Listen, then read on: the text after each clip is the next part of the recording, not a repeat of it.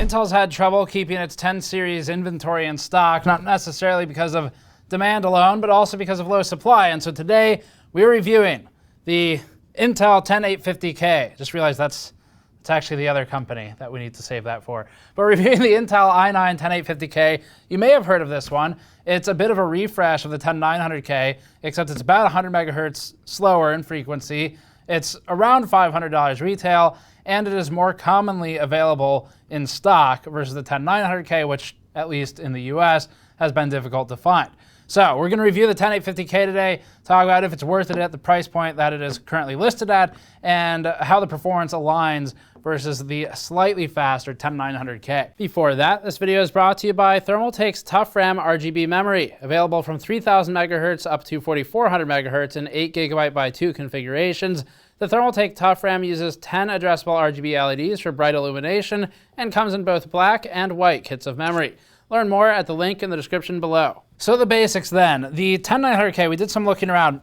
The 1K unit pricing, the official pricing from Intel is listed as 1K units, 1,000 units. It's a tray price typically, as opposed to a single retail unit. That's listed as $488 to $499 for the i9-10900K.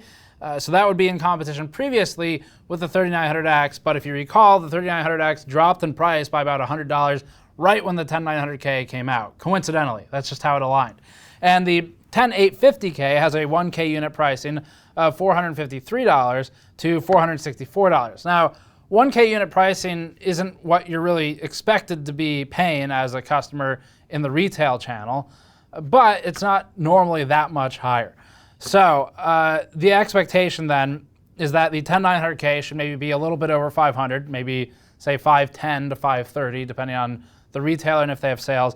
10850K should probably be ideally a little under 500, but that's not how it's worked out. Instead, the 10900K is almost universally unavailable at time of filming this anyway, and where we could find it, it was mostly third-party sellers for anywhere from $660 to $800, which is absolutely a ripoff. But that's a third-party seller.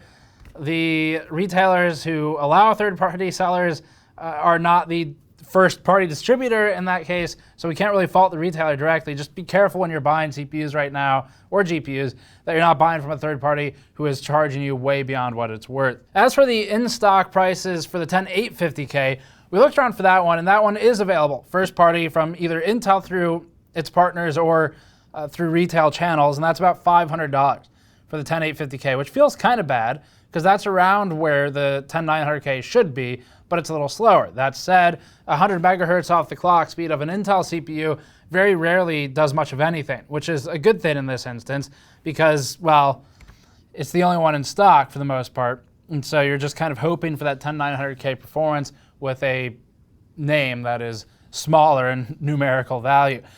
So then, it doesn't matter really what the 10900K costs because you can't really get it right now. The 10850K specifications-wise is a 3.6 gigahertz base clock. The 10900K runs 3.7. There's your 100 megahertz difference at the base. For turbo, there's a 100 megahertz difference as well. So 10850 is a max turbo of 5.2. That's a TVB or thermal velocity boost turbo of 5.2 gigahertz as well.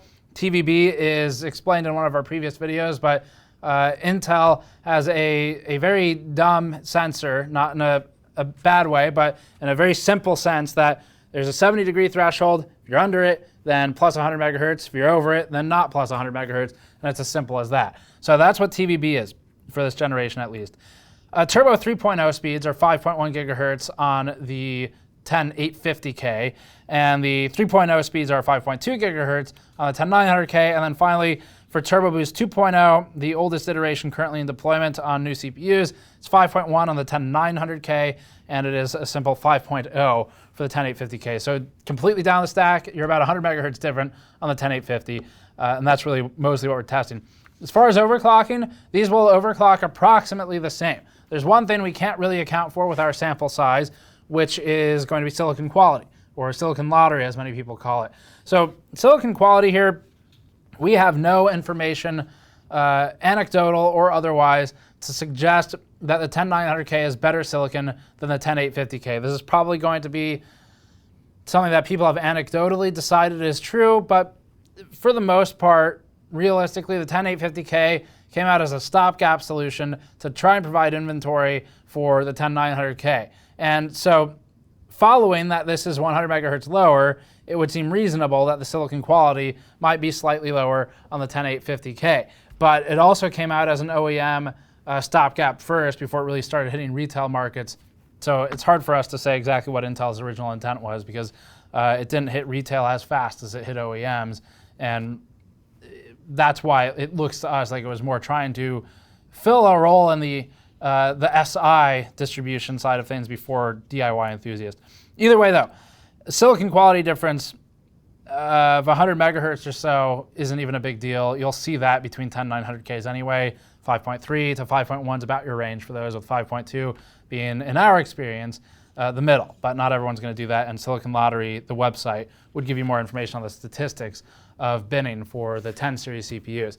So that's enough talking about the CPU itself. In theory, silicon quality shouldn't be too different, but if it is, you're probably talking 100 megahertz or so, and that was your roll of the dice anyway. Let's get into the review and look at the performance numbers at $500 versus the original 10900K. We'll start off with the F1 2019 at 1080p, which gives us a full sense of scale since this is almost entirely CPU bound as a game.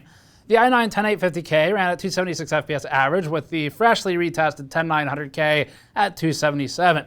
There is no meaningful difference between these two results, and they are not only functionally and mechanically the same, but statistically the same. You won't notice a difference between them, and we can't even measure one because they're within variants of each other. Our 10850K overclocked the same as the 10900K, so we didn't bother plotting it since it scores identically. They would both be around 10900K results here at 288 FPS average overclocked, as evidenced by the 5.2 gigahertz line item currently there. The 10700K sits between these results at 283 when overclocked to 5.1 gigahertz.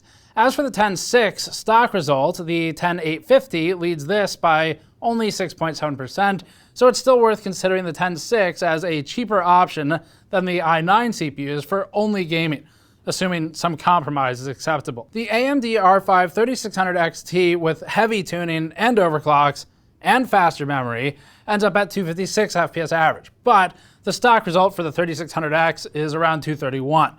That's about the same as the 3600 and the 3600 XT, but we just save space on the chart since they're often within a couple percent of each other, if that. Total War Three Kingdoms campaign is up next. In this one, we measured the 10850K at 149.5 FPS average with lows at 102 and 90.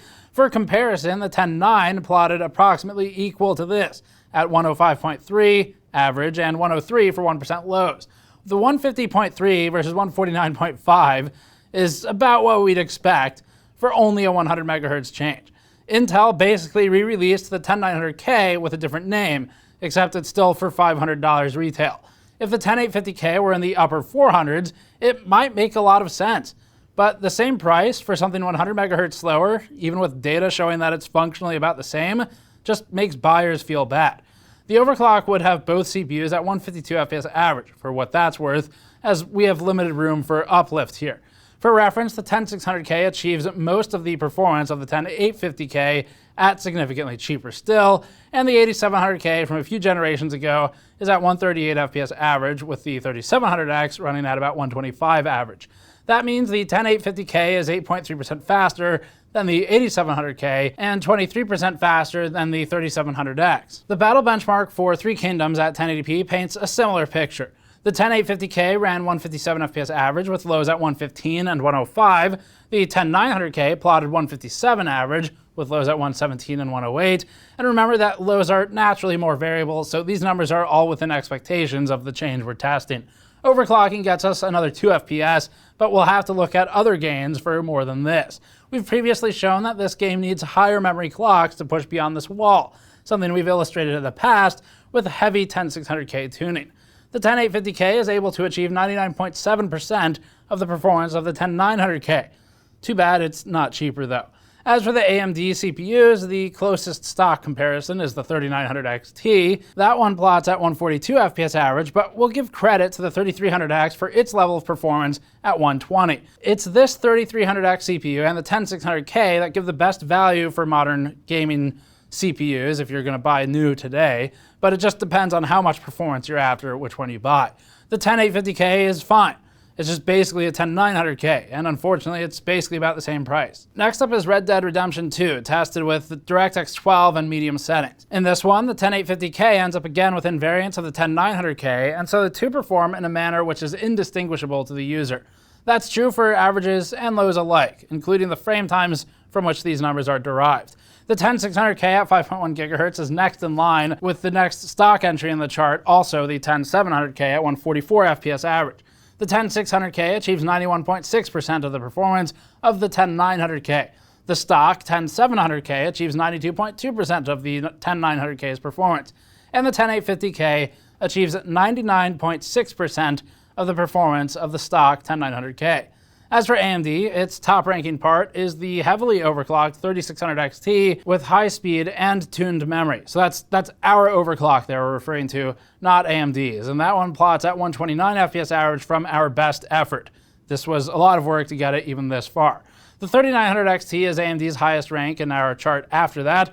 At 128, we're managing 82% of the 10900K performance for the same money, so you don't want to buy it for just gaming. And keep in mind that AMD will run more competitively in non-gaming workloads. It's just still behind here in these types of tests. For fun, we added the 4790K OC numbers and the 7700K stock numbers just to give some additional room for comparison for those of you still using these CPUs. Here's the Red Dead chart set to high instead of medium. In this scenario, we're running into GPU bottlenecks and everything normalizes against the limitations of the GPU. The 10850K plots 130 FPS average, but so too do all the other top performing parts. There is no distinction between anything from the 8700K and up, and the test results are within error and variance. In fact, you can see this clearly in the 10600K stock and OC results, where they equalize due to the GPU limit constraining the maximum performance of the CPUs in a way which is less predictable or consistent for a CPU review. AMD's cutoff is a little lower, peaking at 118 to 119 FPS average. Assassin's Creed is next at 1080p medium. In this one, the 10850K and the 10900K are once again performing equivalently. They're within 0.3 FPS average of each other, which is well within standard deviation here, and the results are indistinguishable. The 3900 XT is AMD's highest performer at 129 FPS average and about tied with the 10600K in this particular title, just for point of reference. Hitman 2 is next. This one has the 10850K at 141 FPS average under our CPU constrained scenario, which was specifically picked for this game. The 10900K operated at 142 FPS average, so these are, once again, within error and variance of each other. There is no meaningful difference in any metric between these two parts. The 10900K overclock shows that there's still room to scale too. And that's also where the 10850K would end up at 5.2 GHz because they're the same part. All the specs other than the clock, when unmodified, are the same. So that's why they would perform the same when they're clocked the same. GTA 5 is last for the game suite. The game hasn't changed much in the last 5 years, but that's why we like working on it. The 10850K ran at 128.2 FPS average here, which is just behind the 10900K as expected. Overclocking either to 5.2 would get you approximately a 5.3% increase in performance. The 10700K OC predictably plots just below this, and the 10600K OC plots below the 10850K stock. AMD peaks at around 113 to 119 FPS average here, depending on if you're looking at the memory overclocking results or one of the more normal results. The 10850K proves to be the same in this chart once again and is not particularly exciting unless it were cheaper. Production workloads are next, which will reshuffle the charts a bit. That's mostly true for AMD, but the 10850K's frequency difference might scale more here since these are mostly all-core workloads. Starting with Blender and the custom-made GN Monkey Head render, the 10850K completed the render in 11.9 minutes, which is about the same as the 10900K, again, at 11.8 minutes. The drawn-out benchmarking time and the all-core workload didn't exaggerate the differences. Overclocking to 5.2 GHz reduces the time requirement by about 14%, and that's the same on both CPUs. AMD's 3900X leads all these numbers at 9.6 minutes, while also being $400 lately, if you can find it. In the GN logo render benchmark, the 10900K stock required 15.4 minutes to render, while the 10850K required 15.5 minutes. They're about the same. The 3900X stock result of 11.4 minutes has a 26.5% reduced render time versus the 10850 or the 10900K. So if you're not focusing on gaming and have more interests in things like cycles, tile-based rendering, or similar production workloads, the 3900X remains peak value. The 3600 is still a good balance of gaming performance at an acceptable level and production capabilities under $200. Up next is Handbrake transcode. For this one, the 10850K required 13.3 minutes to complete, with the 10900K stock at 13 minutes to complete. That's not much of a change. It's a 2.2% reduction with the 10900K versus 10850K. The 3900X, XT, and even the overclocks for it are all stacked within variants of each other. This further emphasizes that this benchmark just doesn't scale very hard with frequency on these two devices. Premiere rendering is next, starting with a simple 1080p 60 ENG render. The 10850K required 3.5 minutes to render this video, while the 10900K required 3.4 minutes. The 3900X was about the same, and the 10900K OC didn't scale very much, so that'd be the same for the 10850K OC as well. There's really no change here. The 4K 60 render is more intensive, but doesn't change the hierarchy. The 10900K stock took 9.8 minutes, with the 10850K at 10 minutes. There's a little bit of divergence here, but not much. Maybe over the course of a few hours, you might start to notice a little bit, but it's hard to justify. Also, to be fair, it takes about 5 seconds to increase the clocks by 100 megahertz, even if it did matter. 7-zip is next and last for production benchmarks. In decompression benchmarks, the 10850K ran 108,000 MIPS versus 112,000 MIPS on the 10900K. That's a bit of a difference, but not much of one. It's also about in line with the 5.2 gigahertz overclock at 118.5 thousand MIPS.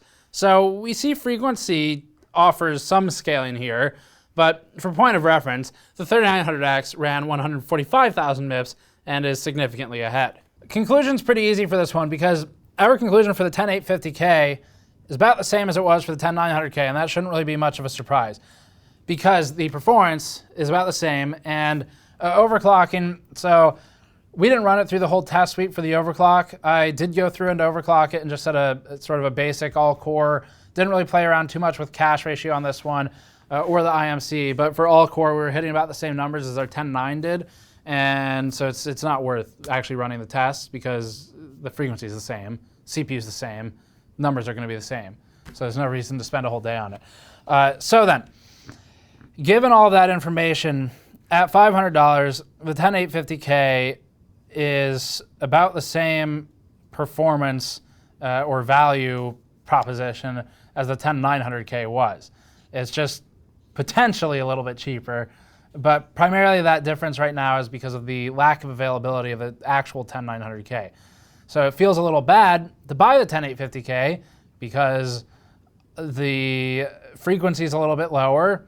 It's about the same price as the 10900K. The 10900K is still being made, and it should still be at around that price, plus or minus, let's say $20 to be safe. Might be 30 for some retailers. So on the plus side. So you can see where it would feel bad to buy a 10850K then. For that reason. That said, from a purely practical and realistic standpoint, the performance is functionally identical. So feeling bad is basically just a mental thing because performance-wise, they're about the same. And you shouldn't really feel bad if you buy a 10850K versus a 10900K because your performance range is not going to significantly change and certainly not in gaming where the differences are not even within human perception and barely within measurement perception of tools and controlled data sets. We would have liked to see the 10850K run a little bit cheaper. Ideally, what would happen is Intel would have the 10900K in stock. Certainly, they agree with this as well. And ideally, that inventory should be in the $5 to $520 range, US dollars. And then the 10850K, we feel like, should be, from a pure value standpoint, the rest of the stack, should probably be in the $470 to $480 range. $500 feels a little steep. If you're not doing much gaming and you're mostly focused on things like, let's say, decompression, especially compression as well to a lesser extent, maybe you're working on tile-based rendering with stuff like Chaos Group's V-Ray, Blender Cycles, things of that nature, even Cinema 4D, as uncommon as it is, they're all about the same behavior, then you should probably be looking at a 3900X instead. It's $100 cheaper. You can take that $100 and put it towards better RAM, you can put it towards better cooler, which will get you a bit more performance, or keep it, or use it for a GPU, whatever. The 3900 XT, as we've previously stated, really doesn't get you anything. Same problem there, though. If you can't buy the 3900X because it's rarely in stock, then you're kind of left with the 3900 XT, which is probably what AMD wants, because it's a ripoff at $500. But the 3900X at $400 is crazy good. And that's why the 3900XT feels like a ripoff, because of its alternative in the same family at a bit cheaper. So gaming, 10850K, 10900K, share a class. They're in the same spot. They're both at the top of the charts.